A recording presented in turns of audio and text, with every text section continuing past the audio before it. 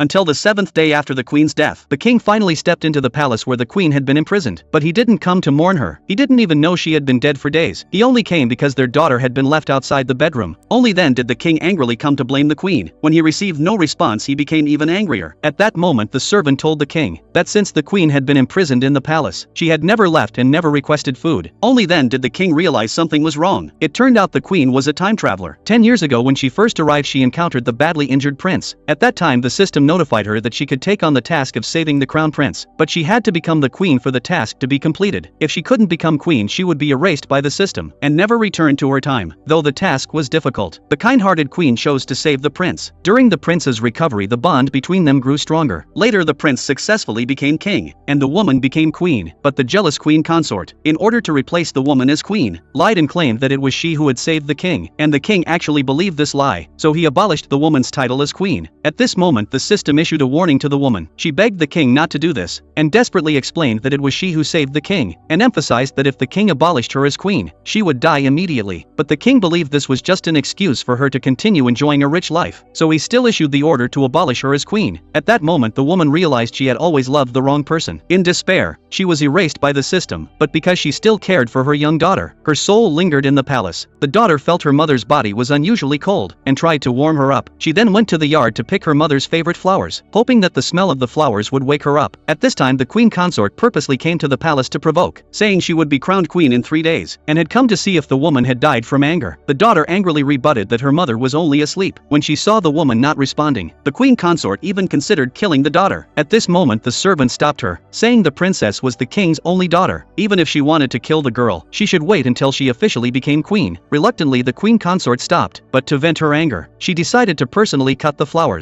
the king had once planted with the woman. When the king heard the news, he was shocked, because the flowers symbolized his love with the woman. When he learned the woman hadn't come out to stop it, the servant guessed that the woman might really be dead. Only then did the king panic and say he would go to the woman's palace to check. The king then went to the woman's palace, and when he entered the bedroom to check, he found that the woman had already lost her breath.